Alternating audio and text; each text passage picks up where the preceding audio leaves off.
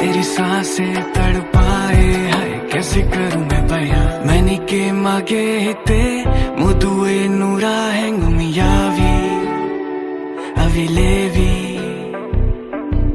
नेरिए नुम्बे नागे मागे नित्ते हमें हायावी स्वीवेवी माँ हिता।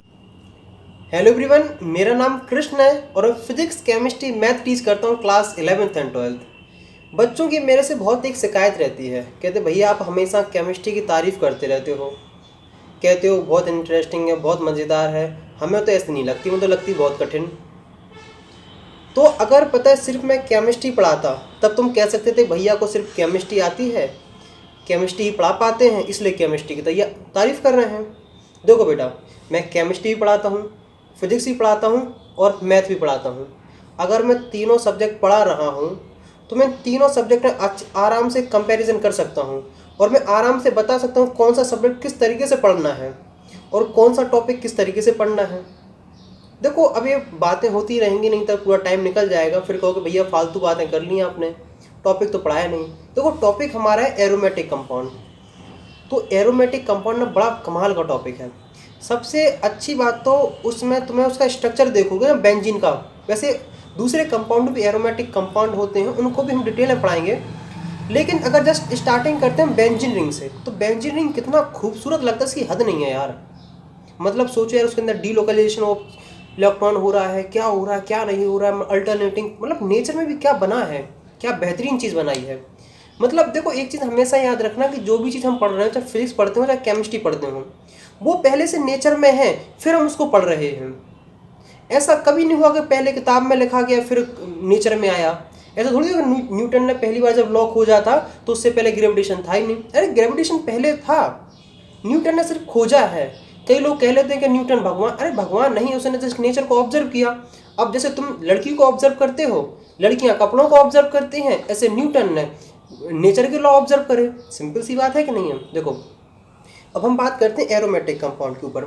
अगर मैं तुमसे बोलूं कि एरोमेटिक कंपाउंड सुन के तुम्हारे दिमाग में क्या आता है, तो तुम सबसे पहले कहोगे भैया थोड़ा बहुत बेंजीन के बारे में आता है।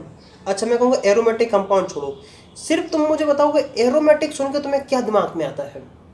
मतलब एरोमा सुन के तुम्हारे दिमाग में कौन सी घंटी बजती है तुम कहोगे भैया एरोमा मतलब कुछ, अगर थोड़ा बहुत पढ़ने वाले होंगे जिन्हें थोड़ी बहुत इंग्लिश आती होगी, अपन को भैया नहीं आती इंग्लिश। भले ही अपन पता बचपन से लेकर 12th क्लास तक CBSE मीडियम में पढ़े हैं, वो भी केंद्रीय विद्यालय में, लेकिन एक समस्या हमारी हमेशा रही है, वो है इंग्लिश। इंग्लिश में मैं हमेशा परेशान रहा और हिंदी में, तो इसमें मुझे मतलब गलत हो सकता हूँ। हाँ तो एरोमा, तो एरोमेटिक वर्ड आया एरोमा से। अब समझते हैं कि आखिरकार एरोमा मतलब क्या होता है। वैसे पूरा देखो टेंशन नहीं लेना है, पूरा डिटेल में पढ़ाएंगे, एक एक चीज़ तुम्हारी क्लियर होती जाएगी इस वीडियो में। तुम्हें कहीं भी कोई भी टॉपिक में दिक्कत नहीं आएगी, लेकिन टॉपिक पढ़ने से पहले ना उसका थोड़ा इंट्रोडक्शन मिलना चाहिए। जैसे भाषण देने से पहले स्टेज होना चाहिए, इसी तरीके से टॉपिक पढ़ाने से पहले उसका कुछ इंट्रोडक्शन हो, जिसकी कुछ इंटरेस्टिंग चीज़ें बताई जानी चाहिए। तो एरोमा, एरोमा मतलब पता क्या होता है, प्लीजेंट स्मेल। प्लीजेंट स्मेल मतलब जिसको सूंघ के तुम्हें अच्छा लगे। मतलब जैसे अगरबत्ती सूंघी है कभी, तो वो एरोमेट मतलब वो एरोमा है, मतलब प्लीजेंट स्मेल जहाँ से है उसे एरोमेटिक कंपाउंड कहते हैं। तो मतलब मैक्सिमम जो एरोमेटिक कंपाउंड होते हैं उनमें से एक प्लीजेंट स्मेल आती है, मतलब अच्छी सी स्मेल आती है, तो उसे हम लोग एरोमेटिक कंपाउंड कहते हैं।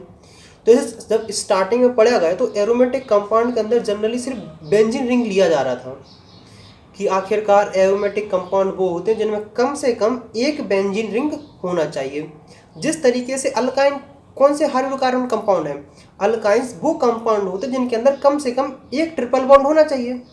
इसी तरीके से एरोमेटिक कंपाउंड वो कंपाउंड होते हैं जिनमें कम से कम एक बेंजीन रिंग तो होना चाहिए। वैसे आगे चल के इसकी मतलब कल शुरू से सब कुछ क्लियर कर दिया था कि आखिरकार कौन से कंपाउंड एरोमेटिक होते हैं कौन से नहीं होते हैं, लेकिन इनिशियल स्टेज तो हमें इतना पता होना चाहिए कि एरोमेटिक कंपाउंड वो हैं जिनके अंदर बेंजीन रिंग है, या फिर हम ये कह सकते हैं कि जिनके अंदर कम से कम एक बेंजीन रिंग है वो एरोमेटिक कंपाउंड है।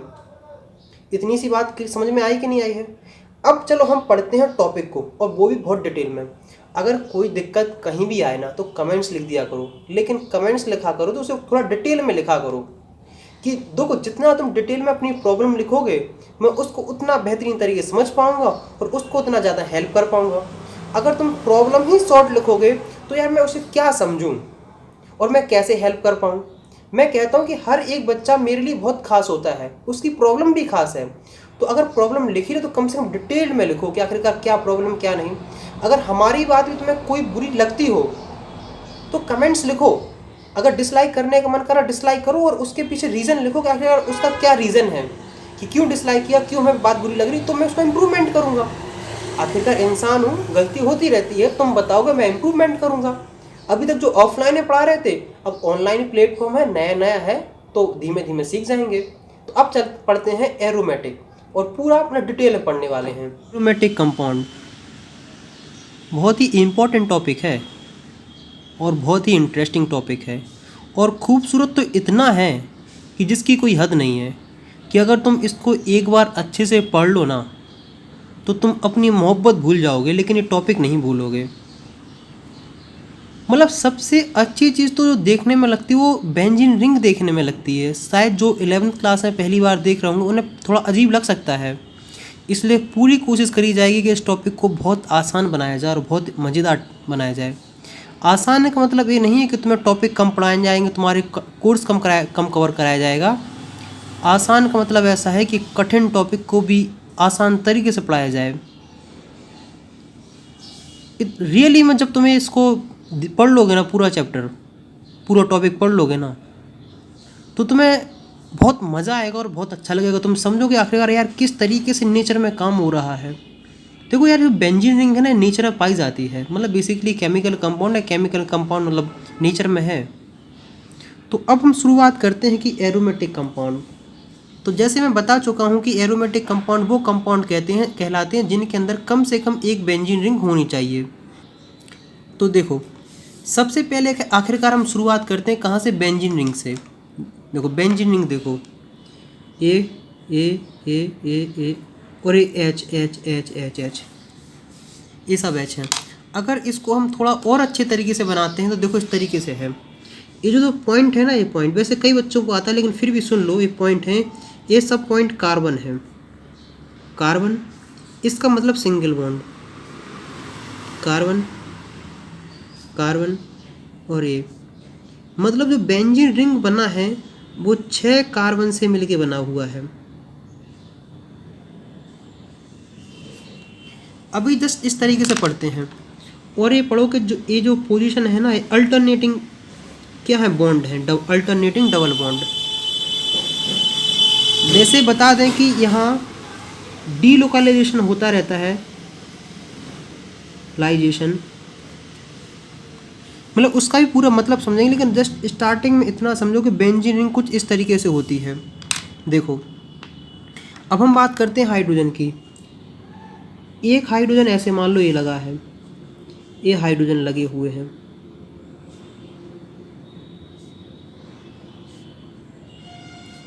तो अगर तुम देखोगे इसका स्ट्रक्चर तुम देखोगे कि 6 कार्बन है और 6 हाइड्रोजन है, C6H6। देखो और बात करते हैं। आखिरकार इसमें एक चीज़ याद रखना कि इस स्ट्रक्चर में जो स्टेबिलिटी है वो है रेजोनेंस की वजह से।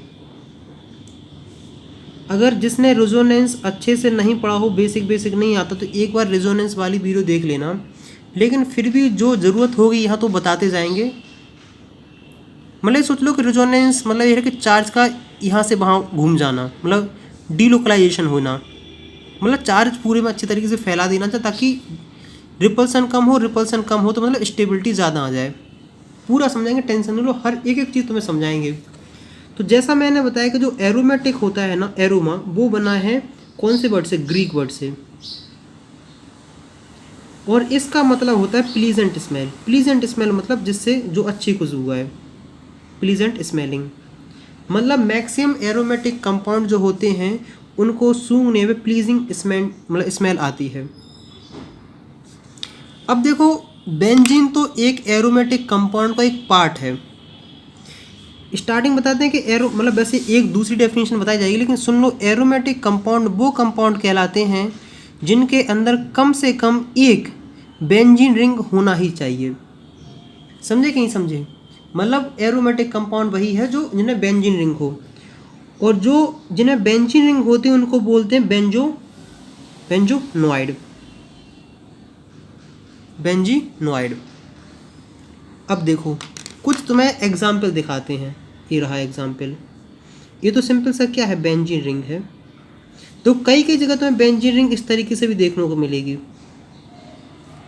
ये जो सर्कल बनाया है ये कुछ नहीं है, डीलोकलाइजेशन ऑफ चार्जेस है, मतलब चार्जों का पूरे में घूमना हो। समझे कि नहीं समझे? पूरा कहानी बताएंगे, टेंशन नहीं लो, आगे आगे पढ़ जाओगे। एक ये रहा कंपाउंड, और कंपाउंड दिखाते हैं।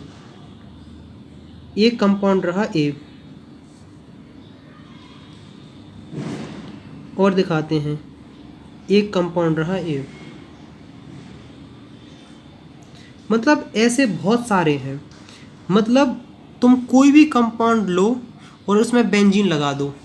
मतलब जैसे देखो ये स्ट्रक्चर बना रहे हो कि नहीं,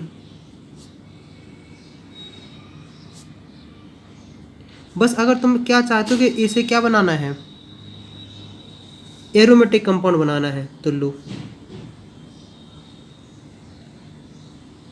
इस तरीके से भी देखने को मिलेगा। मतलब ये सब किस में आ गए, एरोमेटिक कंपाउंड में। अगर यहाँ जो हाइड्रोजन नहीं लगा रहे इसका मतलब अगर यहाँ नहीं लगा तो मतलब इस मतलब कि यहाँ हाइड्रोजन लगे हुए हैं, C6H6। इसको याद रखना, ये आगे बहुत काम आएगा। इसका नाम है वो है टोल्यून, मतलब इसका एक जनरल नाम है। अगर IUPAC के अकॉर्डिंग रखते हो तो इसका नाम होगा मिथाइल बेंजीन। अगर जिसे नोमेनक्लेचर नहीं आता तो एक बार नोमेनक्लेचर वाली वीडियो देख लेना, लिंक डिस्क्रिप्शन में है। अब बात करते हैं कि नॉन बेंजोइड, कि आखिरकार नॉन बेंजोइड कौन से कंपाउंड कहलाते हैं। नॉन बेंजोइड वही कंपाउंड कहलाते हैं जिनके अंदर बेंजीन रिंग नहीं होती है। देखो अभी मैं बार बार बोल रहा हूँ एरोमेटिक कंपाउंड की आगे चल के डेफिनेशन थोड़ी बहुत चेंज होगी, हक्कल स्लू जब पढ़ाया जाएगा तो वहाँ चेंज होगी, लेकिन इतना स्टार्टिंग में समझते जाओ। समझे कि नहीं समझे? अब एक बार तुम्हें कुछ चीज़ देखने को मिलेगी जिसका नाम है एरीन्स। ये सोच लो कि बेसिकली एरोमेटिक हाइड्रोकार्बन है, एरोमेटिक हाइड्रोकार्बन्स। देखो कोशिश ये कर रहे हैं कि बहुत से बहुत आसान टॉपिक बनाया जाए, क्योंकि वैसे ही केमिस्ट्री बदनाम है और ऑर्गेनिक केमिस्ट्री तो और ज़्यादा बदनाम हो गई है। तो उस चीज़ को बहुत आसान बनाने की पूरी कोशिश करी जा रही है। ये ना सोचना कि बोरिंग करा जा रहा है, क्योंकि हर टाइप के बच्चे होते हैं और हर चीज़ आसान कोशिश करनी है कि आसान बनाई जाए। देखो अगर हम देखो ज़रूरी नहीं कि किसी कंपाउंड में सिर्फ एक ही बेंजीन रिंग हो। कई ऐसे कंपाउंड होते हैं जिनके अंदर 2 बेंजीन रिंग होती हैं, किसी के अंदर 3 बेंजीन रिंग होते हैं और किसी के अंदर 4 होते हैं। सबका अपना अपना है। देखो 3 वाली बना देते हैं। तो हम क्या करते हैं कि इनका तुम्हारे पास एक जनरल फॉर्मूला होना चाहिए। अब मेन बात है कि इसके अंदर तुम्हें क्या लगाना, डबल बॉन्ड लगाना है। तो देखो यहाँ यहाँ और यहाँ। अब देखो ए वाला डबल बॉन्ड इसके साथ आ गया है, तो यहाँ लगाओ, यहाँ लगाओ, कोई दिक्कत, कोई समस्या। और बाकी जो कुन्ने बचे हैं इन सब पे हाइड्रोजन लगा है, याद रखना।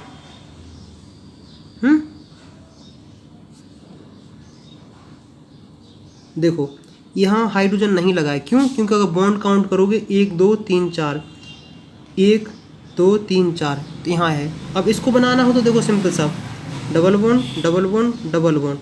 अब देखो इसके अल्टरनेटिव में यहाँ रहा है।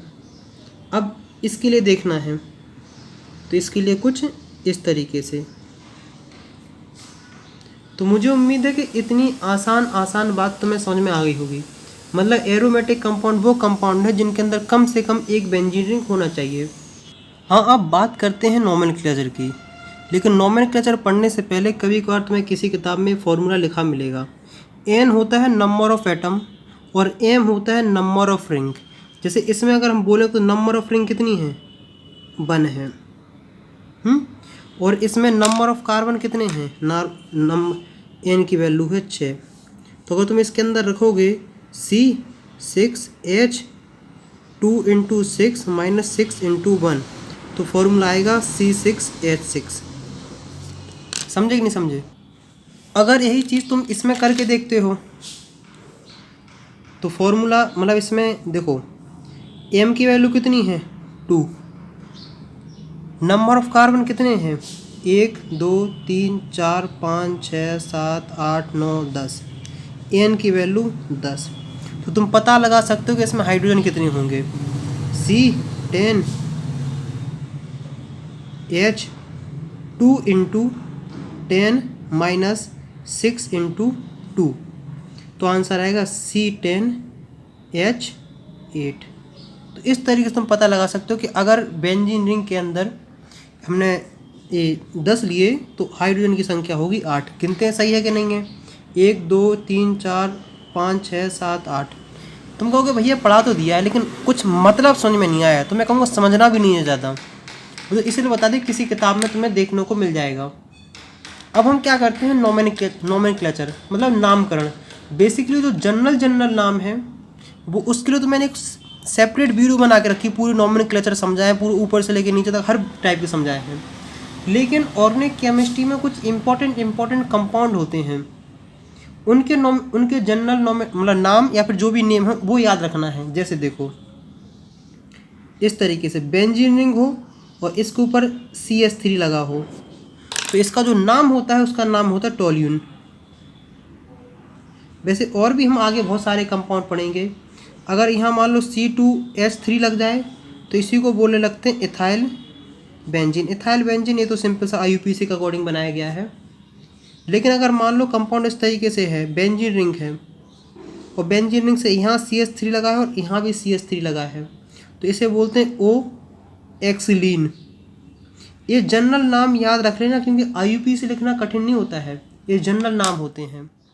अब और देखते हैं, देखो अगर मान लो रिंग इस तरीके से है, CH3 यहाँ लगा है और यहाँ लगा है CH3।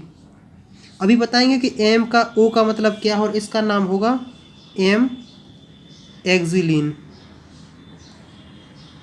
अब तीसरी बात करते हैं, तीसरी टाइप की पॉसिबिलिटी हो सकती है इस तरीके से लिखा हो CH3 इसका नाम होता है क्या P-एक्सिलीन। देखो वैसे आगे चल के तुम्हें समझ में आएगा कि O मतलब होता है ऑर्थो, M मतलब होता है मेटा और P मतलब होता है पैरा। अब किसी के दिमाग में एक क्वेश्चन आ रहा होगा कि भैया अगर हम ये CH3 यहाँ लगा दें तो इसका नाम क्या होगा, मतलब ए वाला हटा के हमने यहाँ लगा दिया है। हम कहेंगे कि जो इससे पहले स्ट्रक्चर था ये स्ट्रक्चर दोनों एक ही है, दोनों का नाम ऑक्सिलीन O-ऑक्सिलीन होगा।